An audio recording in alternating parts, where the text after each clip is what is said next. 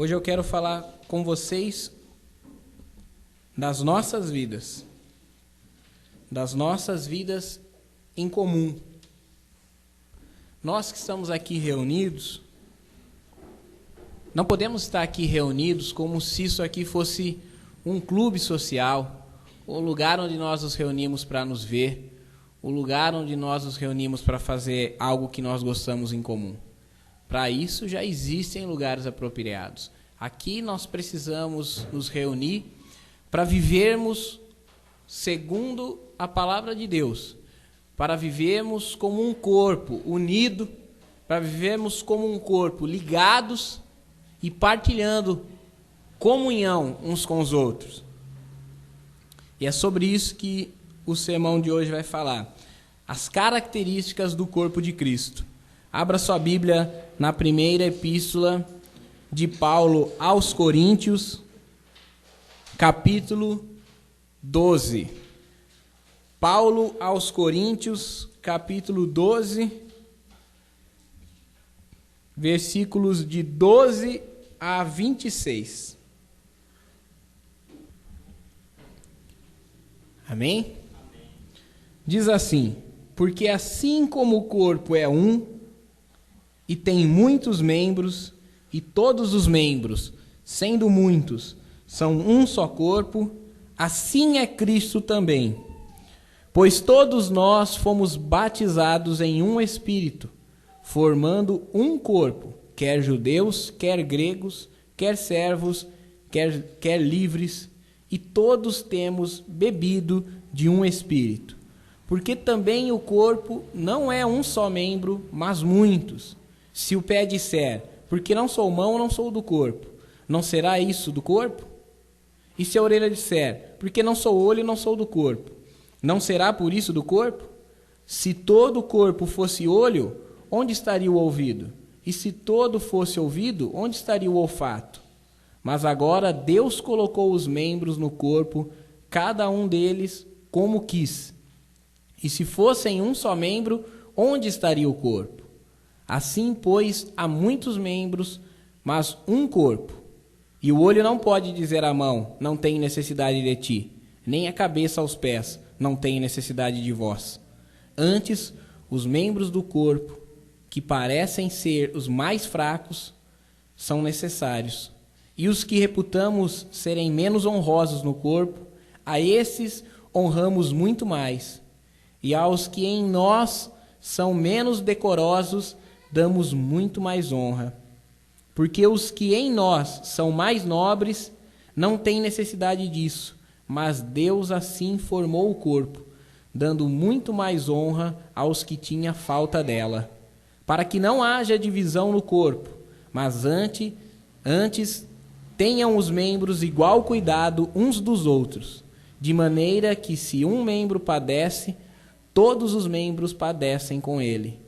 E se um membro é honrado, todos os membros se regozijam com ele. Pode se sentar, meus irmãos. O corpo humano é um sistema muito complexo e por vezes é frágil. Depende de uma série de fatores positivos para desempenhar adequadamente seu papel. Da mesma forma, a igreja é o corpo de Cristo na terra. A Bíblia, mais especificamente os escritos do apóstolo Paulo, mais de uma vez nos compara a um corpo ajustado, ligado à cabeça, a um corpo com funções diferentes que se relacionam entre si. O corpo de Cristo possui características que são essenciais para que ele funcione ordenadamente. A igreja local precisa seguir à risca as instruções que Paulo nos dá nesse texto para que nós possamos funcionar como um só corpo. A primeira característica está lá no versículo 12, um só corpo e muitos membros. Como no corpo físico, o corpo de Cristo depende de vários membros para que funcione corretamente. Cada membro sozinho é apenas um órgão, uma célula. Se estiver fora do corpo, morre. Mas se está no corpo, então elas se organizam em órgãos e os órgãos em sistemas e todo o sistema contribui para o corpo. É assim, irmãos. O estômago sozinho não é eficaz para digerir o alimento. Ele precisa de fluidos que o pâncreas produz, o fígado produz. Ele precisa do intestino para que possa retirar os nutrientes que ele processou. Ele precisa até mesmo da saliva para contribuir no seu trabalho. Mas nós, às vezes, olhamos para o estômago achando que ele é o responsável direto e isolado pela digestão do alimento. Da mesma maneira, nós não podemos imaginar que sozinhos nós somos o corpo de Cristo. Nós não podemos imaginar que sozinhos dá para ser igreja verdadeiramente. Porque eu sozinho morro. Eu só vivo de fato quando eu estou ligado a outros membros, quando eu estou cooperando, quando eu estou agindo e recebendo a ação dos outros membros. Paulo deixa claro, o corpo de Cristo possui vários membros. Ninguém é igreja em particular. Muitas vezes nós dizemos assim, eu sou igreja, eu sou a igreja. A igreja não é aquele lugar onde se reúne, eu sou a igreja. Não é, você não é a igreja. Você só é a igreja se tiver outro crente do seu lado. Senão não é igreja, porque a palavra igreja significa ajuntamento. E não existe ajuntamento de um. Para ser ajuntamento tem que ser no mínimo 2. E quanto mais destacado é o ajuntamento. Então esse papo de, eu sou a igreja, não sou eu que sou a igreja? Não, você não é a igreja, nem eu sou a igreja. Agora, quando nós juntos estamos reunidos para prestar o nosso culto racional, para prestar o nosso serviço de gratidão a Deus, então sim, naquele momento, a igreja de Deus está reunida. Quer seja aqui na Igreja Batista Plenitude, quer seja na Assembleia de Deus, quer seja na Igreja Presbiteriana, onde quer que seja, que crentes fiéis, honrando a Deus verdadeiramente, se reúnem num só corpo, então ali está reunida a Igreja de Cristo. Segunda característica do corpo de Cristo é um único Espírito. Como o corpo humano é guiado por uma única mente, o corpo de Cristo é dirigido por um único Espírito. Isso significa que devemos trabalhar com objetivos comuns, caminhar todos numa mesma direção, sempre unânimes em comunhão. Alguns membros se desvalorizam. Leia comigo versículos 15 e 16. Se o pé disser, porque não sou mão, não sou do corpo, não será por isso do corpo? E se a orelha disser, porque não sou olho, não sou do corpo, não será por isso do corpo? Então não é porque eu estou insatisfeito com o papel que eu ocupo na igreja de Cristo que eu deixo de ser igreja. Né? Como se diz, aqueles mimimi, aquelas frescurinhas de criança, lembra quando ia separar o time, que o professor separava o time para jogar lá na escola, que o camarada não queria ir pro gol? Ou ele não queria ser zagueiro? Né? Ou então os meninos não queriam saber jogar vôlei, mas o professor falava, vai jogar vôlei, senão não dá time. Aí os meninos jogavam vôlei com as meninas lá, descontente. Só que na igreja de Cristo não tem esse papo. Não é porque você diz assim, eu não quero tomar conta das crianças, que você vai deixar de ser igreja. Não é porque você diz assim, eu não quero ser pastor, eu não quero essa responsabilidade, que você vai deixar de ser igreja. Não é porque você diz assim, eu não quero congregar regularmente. De vez em quando eu vou na igreja lá, mas quero me isolar um pouco, que você vai deixar de ser igreja. Nós não podemos nos desvalorizar. Isso só demonstra a nossa meninice, a nossa infantilidade. Nós devemos nos valorizar naquele papel em que nós ocupamos na igreja. Infelizmente, muitos sistemas denominacionais, muitos sistemas de igreja, sistemas religiosos, realmente parecem desvalorizar o membro, como se o membro fosse um membro comum, e ele só passa a ter um valor, só passa a ter uma relevância para o desenvolvimento da igreja a partir do momento que ele é um obreiro. Aí parece que no dia em que ele foi ordenado obreiro, né, ele recebeu uma poção mágica, recebeu um passe de mágica, e agora ele é especial. Agora, se ele orar, os demônios saem. Agora, se ele orar, as pessoas são curadas. Agora, ele pode ir na casa das pessoas falar de Jesus para as pessoas. Agora, ele pode interpretar as Escrituras. Quando ele era um crente comum, ele não tinha capacidade de interpretar as Escrituras, de compreender o texto. Agora que ele é um obreiro, então, nós não temos esse costume, nós não temos esse hábito. Então, tem que ficar claro que todos somos membros. Quem é que disse que o pastor está no topo do corpo? Quem é que disse isso? Onde é que está escrito isso?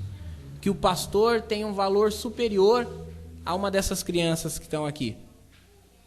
Eu dependo tanto delas e tanto de vocês como vocês de mim, e assim vocês e vocês mesmos.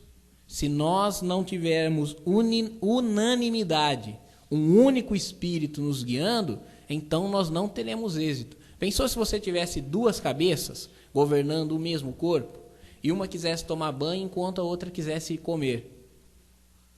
Quem ia se decidir? Quem ia ter governo superior sobre o corpo?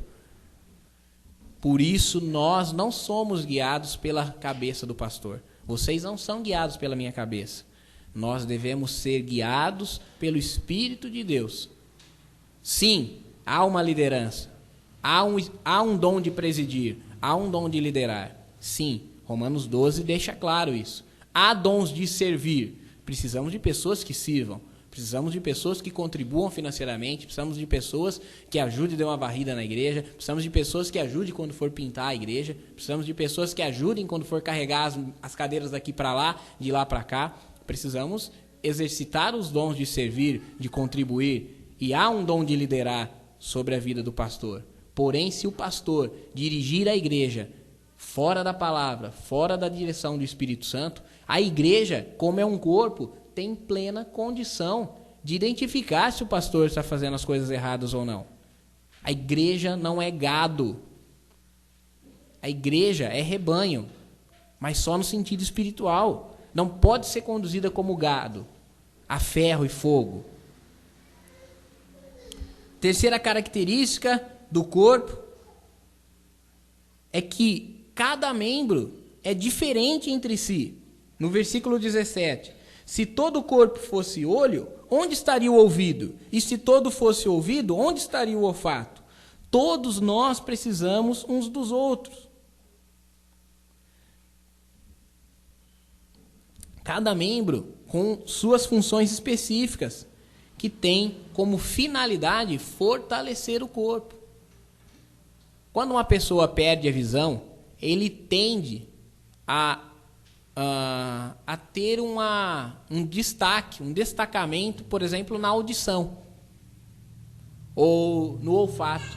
Pessoas que são cegas de nascença, elas tendem a detectar que alguém está próximo ou está se aproximando, às vezes pela audição ou mesmo pelo olfato, sem contar que o senso tátil delas é muito grande. Elas sabem identificar um obstáculo com muita facilidade. Isso porque elas viveram a vida toda sem a visão. Nós que temos visão, nós geralmente somos muito dependentes da visão, e é só apagar as luzes que nós ficamos como um bando de tapado, tem medo até de sair do lugar.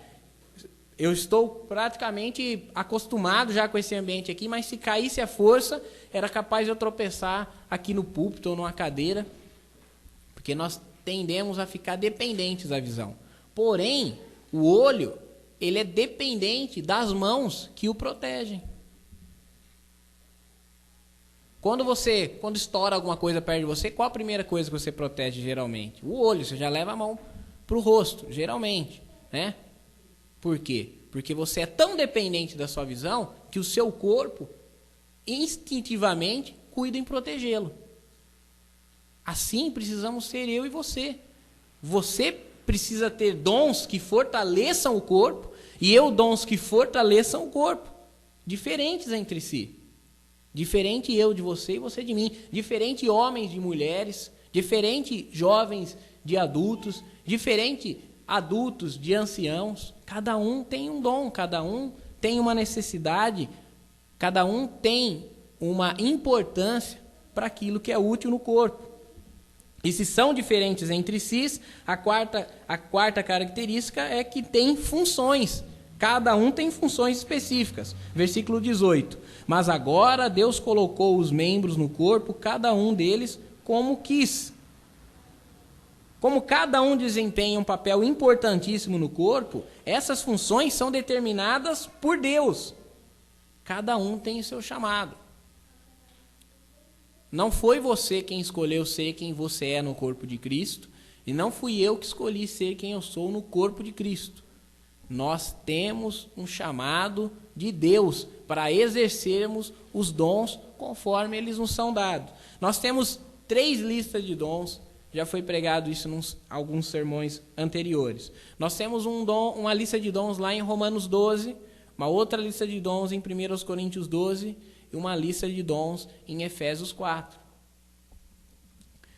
Eu vou abrir aqui Romanos 12, mas para você não perder aí o texto que nós vamos seguir lendo, eu vou ler aqui, você bem fiel à leitura. Segura a onda aí no 1 Coríntios 12. Diz assim, ó. Porque assim como o corpo,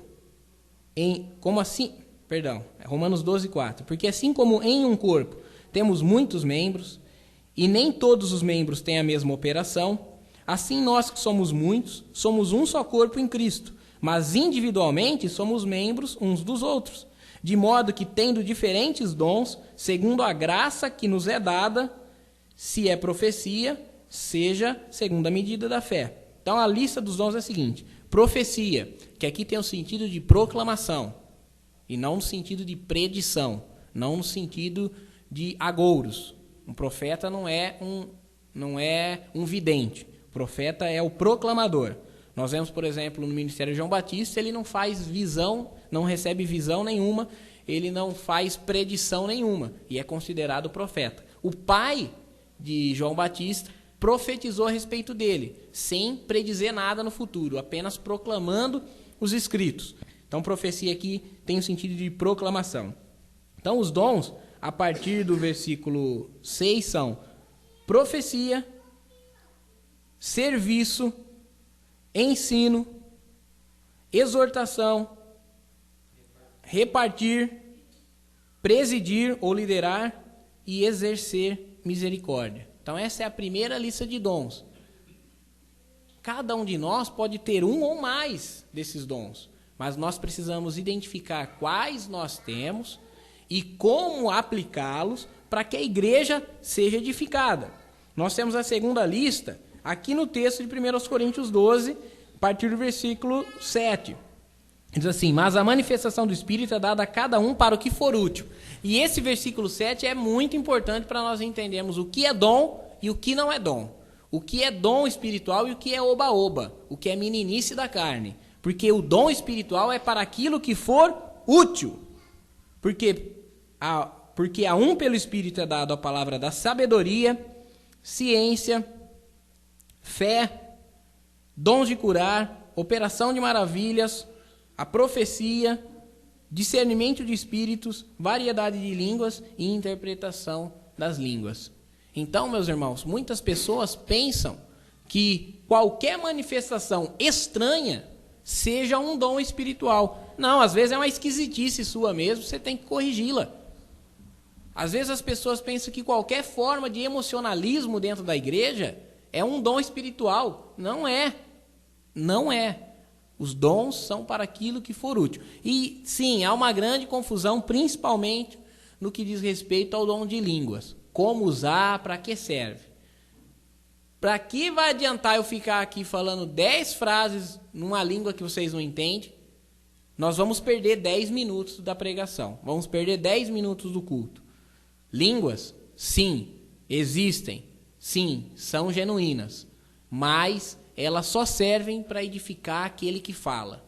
Por isso, se eu falar e não souber interpretar não tem por que eu ficar falando atrás de um microfone, porque não edifica a ninguém, a não ser a mim. E mesmo eu, que oro em línguas, se orar só em línguas, não edifica coisa nenhuma. Porque meu espírito ora bem, mas a minha mente fica sem entendimento. Paulo diz, que farei então? Orarei com espírito, mas orarei com entendimento. Amém? E a outra lista de dons fica lá em Efésios 4, que é apóstolos. E apóstolos aqui também não tem nada a ver com esses apóstolos que tem nas igrejas contemporâneas. Apóstolo não é um cargo acima de bispo. Porque o negócio é assim, eu sou pastor, aí quando eu tenho 3, 4 igrejas abertas, aí eu sou bispo para eu tomar conta daqueles 3, 4 pastores. Aí quando tem 300 igrejas, aí eu viro um apóstolo. Então não tem nada a ver com essa história. Tem nada a ver uma coisa com a outra. Apóstolo é missionário. Se eu falar assim, ô Renato, eu preciso fazer um depósito bancário, eu estou meio apertado essa semana. Tá aqui o dinheiro, você não deposita para cobrir tal conta? Sim, o Renato foi um apóstolo para a conta da igreja. Ele foi um emissário, ele foi enviado a fazer um depósito no banco. É isso que significa apóstolo. Por que os apóstolos de Cristo chamavam apóstolos? Esses nós escrevemos com A maiúsculo, que são os 11 mais Paulo. Porque eles foram enviados por Cristo para pregar o evangelho a toda criatura. Eles foram enviados. É isso que significa apóstolo. Então não tem nada de passe de mágica, o cara não fica mais santo porque é apóstolo, a oração dele não tem mais autoridade. E na verdade, quando alguém vai fazer alguma missão, é mais bonito chamar de missionário, senão acaba enchendo o ego do camarada dele achar que ele é um apóstolo, que ele é mais bonito que os outros. Então vai lá, voltando para os dons de Efésios 4. Apóstolos, profetas, pastores, apóstolos, profetas, evangelistas, pastores e doutores. Então, são 5 dons ministeriais. Apóstolos, profetas, evangelistas, pastores e doutores. Cada um de nós temos um chamado diferente dentro dessas 3 listas de dons. E o dom de interpretar sonhos? Não existe sonhar com as outras pessoas. Não existe na Bíblia ninguém que sonhou com as outras pessoas. José, por exemplo. José sonhava e interpretava sonhos. José sonhou consigo mesmo. Não sonhou com os outros. Não foi José que teve o sonho com o copeiro e com o padeiro. Foi o padeiro e o copeiro que tiveram o sonho consigo mesmo e José só interpretou. José não teve sonho com Faraó. José só interpretou o sonho de Faraó. Daniel não sonhava. Daniel não sonhou nada. Ele só tinha o dom de interpretação porque era dado por Deus. Não foi o Daniel que sonhou com a estátua do Nabucodonosor. Foi o Nabucodonosor que sonhou com ela. Mas Nabucodonosor queria alguém que soubesse o que ele tinha sonhado para que ele cresce que realmente a pessoa tinha poder de interpretar o sonho. Então Deus deu uma visão para que Daniel soubesse qual era o sonho de Nabucodonosor e então pudesse interpretar da maneira correta. Da mesma maneira que ele interpretou o escrito na parede do rei Belsazar. Então, não existe dons fora dessas 3 listas. Ah, mas eu ouvi um fulano que falou que tem o dom de... Tá nessas 3 listas? Tá, é dom espiritual. Não tá, é oba-oba, é meninice da carne, é coisa... É esquisitíssimo. Nós temos que fugir dessas coisas. Você começa abrindo exceção para um negocinho desse, dia de amanhã, as pessoas estão sem edificação na igreja. Estão vivendo em torno desses emocionalismos. Bom, cada um de nós temos funções específicas e são dadas por Deus. Não adianta reclamar. Se você reclamar, você é ingrato por Deus pelo dom que Ele te deu.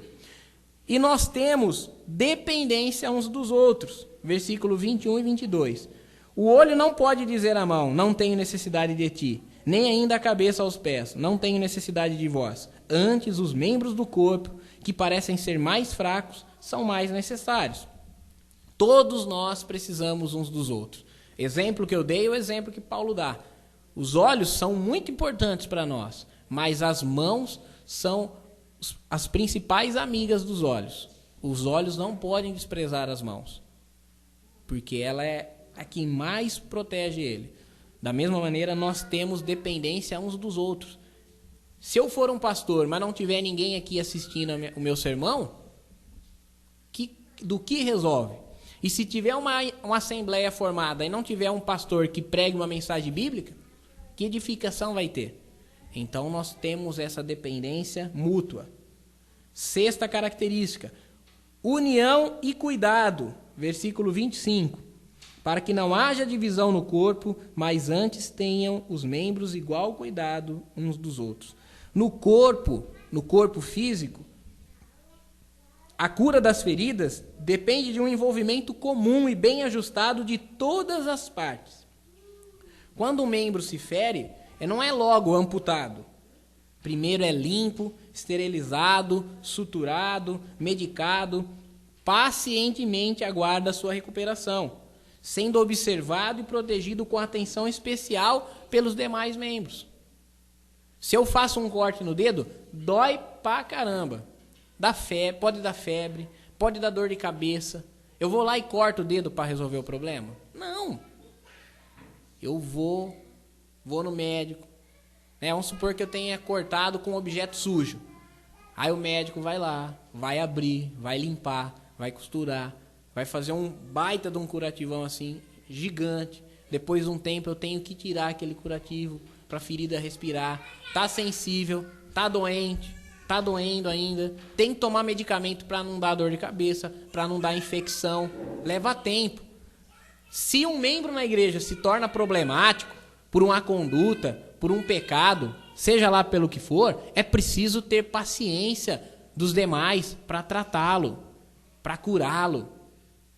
É preciso ter cuidado uns dos outros para que nós possamos curar. Tiago diz: confessais as vossas culpas uns aos outros e orais uns pelos outros para que sejais sarados. Uma igreja que vive isoladamente, cada um no seu banco, eu venho aqui, eu canto os meus louvores, faço as minhas orações, ouço a palavra, viro as costas e vou embora, não é igreja, não é corpo de Cristo. Se você não partilha os seus problemas com as outras pessoas e também não quer cooperar nos problemas dele, você não está vivendo em comunhão.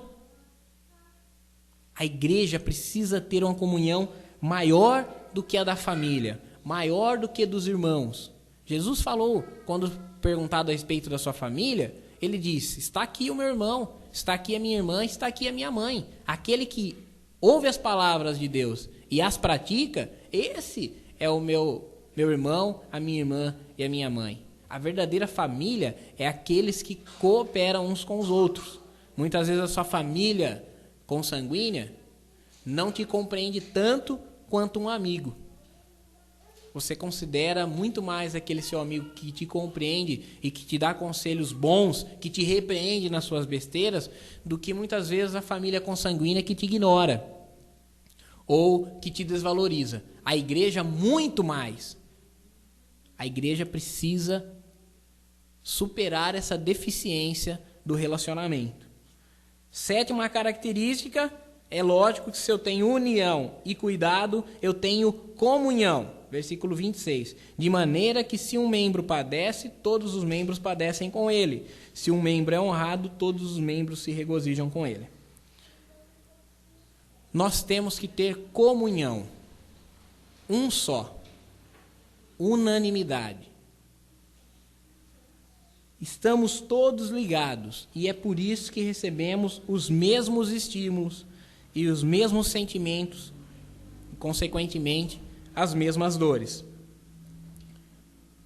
Quando um membro sofre, todos sofrem junto. Se há uma perda na família de algum irmão, todos nós vamos sentir o pesar. Se algum irmão está desempregado, todos nós temos que cooperar para ajudá-lo nessa necessidade financeira. Se algum membro fica doente, é preciso que nós também nos condoemos e vamos lá visitá-lo. O membro precisa partilhar as dores.